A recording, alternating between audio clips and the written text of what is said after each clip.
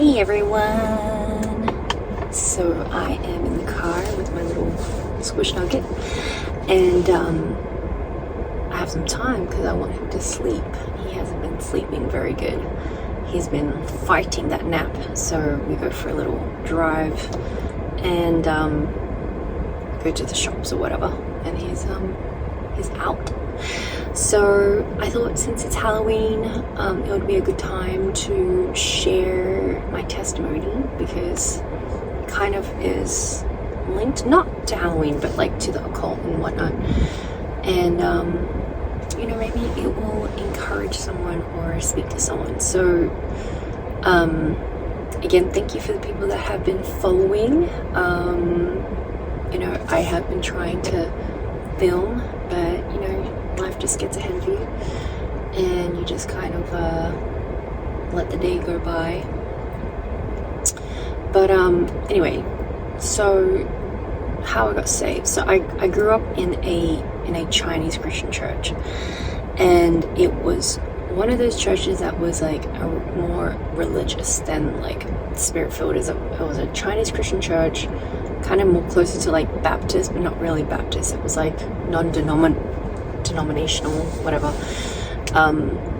And I grew up in a Christian family. My dad is a Christian, my mom's a Christian, but I would say they're more religious. And there's also like a mix, especially with my mom, like a mix of like spirit as well as like cultural. So like Chinese culture is like a lot of superstition, and like growing up I didn't know the difference between like what was superstition, what was culture, and what was like biblical. And I'm sure a lot of people with backgrounds, like ethnic backgrounds, can understand like that, and the struggle with like trying to be holy as well as like trying to discern the difference between culture and the Bible and religion, I guess. This chick is like driving real quick with like a lot of stuff in her car. I'm just in my car. So anyway, I grew up in the church. It was extremely religious, and again, I'm not bagging out my church because they might have changed over the years, and but they didn't really believe in like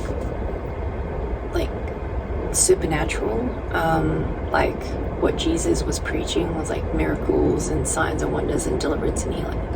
So it was really confusing because I was getting taught the Bible and learning about Jesus doing miracles, but I didn't see anything happen, and it was all about religion and very judgmental of like your dress shouldn't be this short, or like you shouldn't be acting this way, even though like I was a child, like just being a child.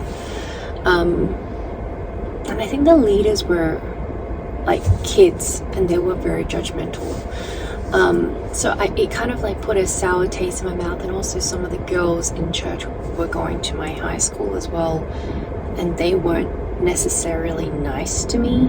So I think like I associated religion with the people in church, and so I eventually stepped away because I was studying and trying to get into university, or Americans call it college. And Sunday was kind of like my tutoring day, so my mom would always like get me to go to extra classes on the weekend to like excel, I guess, to like study even more, which again, thankful for, because it got me to where I am. But it kind of put a huge change in my church attendance. And I would say to her, I was like, I really want to find another church, but I was kind of happy not going to church because I just didn't like the church. The English service, and there was an English service and a Chinese service, and just like everything about the church didn't sit well with me. So I stepped away. I always believed in God. I always believed that there was Jesus. Still wore my cross until I was like 18, and then finally I got into a relationship, and he was a Catholic, but like only attended like mass on the weekend or something like that. Not mass on the weekend, that would have been nice. Mass on like every like holiday, but even like the time that we dated, we never like went to church or anything like that. We never spoke about religion. And he even asked me to like take off my cross when we were having sex, like back, obviously again, I wasn't fully saved. I didn't. Anyway, so I went through a couple of relationships, and I kind of fell away from my faith like more and more because I was sexually active. I wasn't attending church. The only time I was attending church was when I was playing piano for my mom's congregation, because they didn't have anybody else. They didn't have any young people to play the piano, because it was like a congregation full of like older people. So that was the only time I was attending church. So, you know, moving forward, like I participated in Halloween, I had sex, like was getting drunk every weekend, like, anyway, so where it kind of, I'm trying to like speed up my testimony, but, you know, try to give as much important key points. But basically, I started being really good friends with one of my best friends now, and she had attended Hillsong, and so we never spoke about religion. Like we only spoke about like all the fun stuff that we were doing, like on the weekend or whatever, shopping or whatever. And one day we were like traveling to go to Southeast Asia, like Vietnam, Indonesia, like Bali, and somehow on the airplane we started talking about spirituality and religion, and I think I said like, oh, I kind of really want to go back to church, but I don't know which one. And she's like, oh, I didn't know you were Christian. And I'm like, yeah, I am, but like I'm not attending church. And at the time I was dating like this atheist, so I was like, I just feel like I want to find a church, but like, I don't know. I had gone to church, I had gone to Hillsong once, and it was a bad experience because, long story short, my mum and my dad are divorced. My brother took me there when I was super young, so I think I might have been like 14 or 15. He's my half brother, so not from the same mother. He took me and then gave me back to my mum, and then they got into a massive fight that day that I went to Hillsong, and that basically ruined my experience going to Hillsong. I was like, okay, Hillsong equals Family Feud. And obviously I wasn't old enough to go to church myself because my brother would have had to take me. So I was like, no Hillsong, or like no church. So anyway, my friend was like, oh, you know, I used to go to Hillsong. And I was like, oh, cool. I was like, yeah, you know, I wouldn't mind checking it out again, because the last time, so that was like when I was like 14, 15, 16, I can't remember what age. And now we're back in track to like 23 years old, 22, 23 years old. And we're on this trip, like going overseas, and she's like, oh yeah, you know, like I used to go to Hillsong, it was really cool, like I grew up going to Hillsong and it was really fun. I was like, oh my gosh, like that sounds something closer to like what I'm looking for, because like the church I went to was like tiny, and like I didn't get along with anyone, and I was like, what is wrong with me? Like surely I'm gonna get along with one person, but like I always felt so isolated in this church. And so I was like, well, I'm isolated, I don't have friends in this church, like what's the point of going to this church? So in my head I'm like, I can go to Hillsong, I can meet new people, young people, learn about Jesus and that kind of stuff, while I'm still dating this atheist. So anyway, she was like, yeah, we should, when we go back to Sydney, we should, you know, go to church together. And I'm like, you know, that sounds really fun, I would love to. And on the same page of like talking about Christianity, like again, she was also like kind of not lukewarm, but like figuring out her spirituality, because she also had walked away from the church, not because of any like anger at anyone, but just like naturally, oh, baby's waking up, naturally just, you know, walking away and growing up and then figuring out like what you believe in. And so she's like, yeah, we can go to church together if you like. But then she also had talked about like how in Indonesia there were like healers, because I have like this chronic neck and shoulder problem. It was from physio, so I'm a physical therapist as well as an actor. I was treating a lot of people using my body, and so I was having a lot of neck pain. Also used to play the piano for long hours and study, and so I just think it was like bending my neck and just being in like very poor positions for a long time and not really thinking about my body.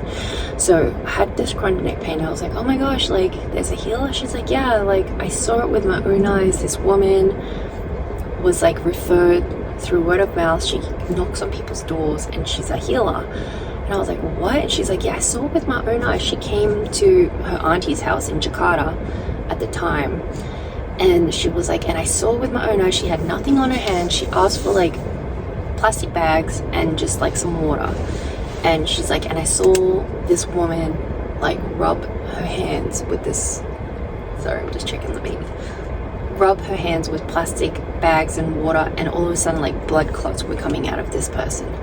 And I'm like, what? And she's like, yeah, my aunt like filmed it. And then she was also talking about like in Bali, if you go to Bali, there's like these little flowers in front of every single shop, and she's like, don't step on them, because like if you step on them, there's spirits in them, and then you have to like apologize to the spirits so that they don't like follow you home.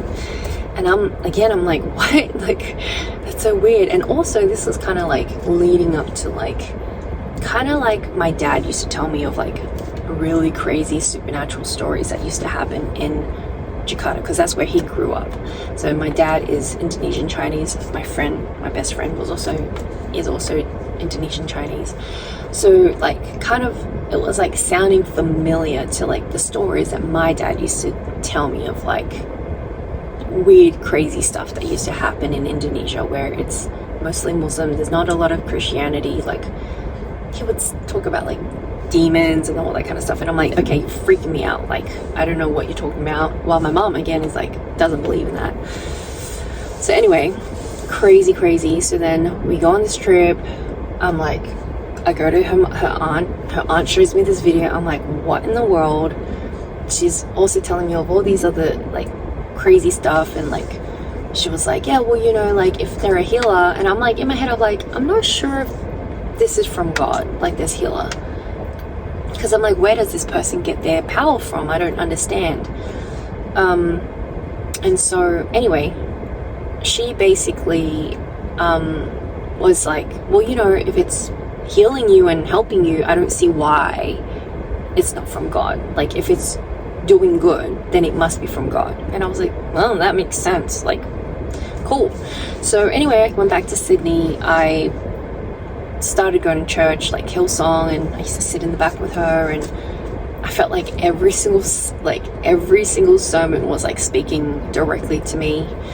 And then it kind of like unlocked this thing where I was watching sermons online, and Heather Lindsay, who's an amazing preacher online, and like at the same time, like my relationship with my atheist boyfriend was like breaking down. Like it was never for me, this relationship. He had cheated on me. He was like a huge womanizer. Like he was like always flirting with every single chick behind my back, and I always felt like he had like a side chick.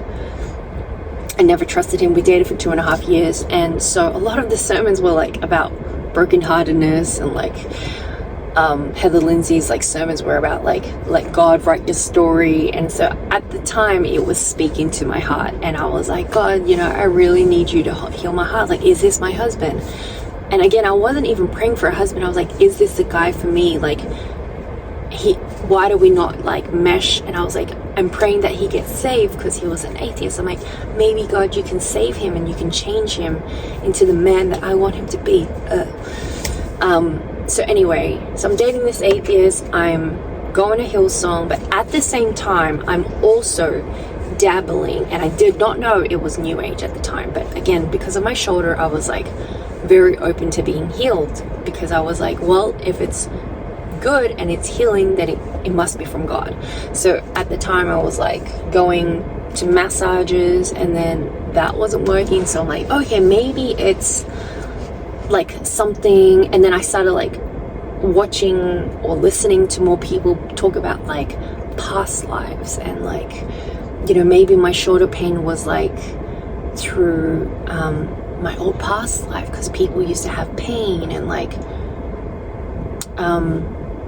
like, what, I don't know what exactly opened me up to like past lives. I think, well, my friend sent me like a book about past lives, and how a psychologist was speaking to a woman, and they did like hypnotherapy, and all of a sudden she was talking about like, oh yeah, I'm an older person from the 1600s, and this is actually trauma from the past. Again, full of crap. But at the time I was like, oh, that makes sense. Like maybe my shoulder pain, because I'm getting so many massages, it's not working.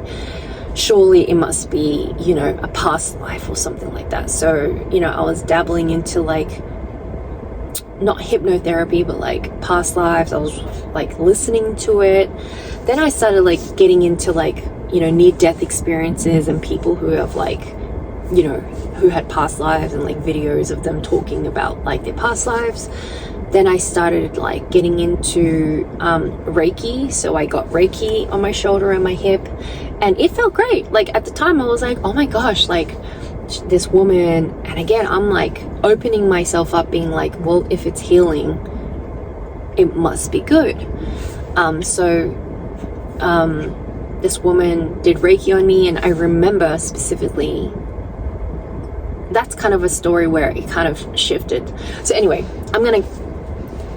because that was a turning point. So there was other things that I was doing, like I was on a cruise with my mom, and there was like a hypnotherapist there that was doing like a thing on stage, and there was like 50 people from like the crowd, and he was like, 50 people come up here, and I was like way too far. And again, I'm starting to like, you know, see what's happening, and I'm like, oh, this doesn't feel right. Anyway, and I'm like seeing this guy like do like the whole like put up your right hand, put up your left hand, quack like a duck. Like it was very, very like cute. And all of a sudden it turned so scary, where he was like, okay, half of you guys go. Oh, Bobby, are you doing a poop? My baby's doing a poop. I'm gonna have to clean him soon. So all of a sudden he's like, this toy is you. And then he starts getting a lighter, and then all of a sudden you see all these people on stage like freaking out, and then he took it away, and they're like, oh, and then he put the fire again, he's like, and they're like freaking out, and I'm like, that is so weird. So when I went home again, I'm like thinking about spirits and spirituality and stuff. Like I was reading about people having experiences with demons, and like them being like, oh, I opened myself up after hypnotherapy, like I started having nightmares and like demonic attacks and that kind of stuff. And I was like, what the heck? So and then I also was so I was into the past lives. I also went to a psychic, because again, my relationship with this guy kept on being like up and down, up and down. It was not right. The signs were there, but love is blind, as they say. And so I really wanted to make this work, because he was hot, and I was like, didn't have any self-confidence. I've never dated like a really, really hot dude. Hi, Bubby. Never really dated a hot dude, and finally this hot guy is like wanting to date me, and I'm like, I'm gonna keep him. So I'm seeing a psychic, she's telling me everything that's coming right, and I'm like, oh my god, that's kind of cool. Like, how does she know everything?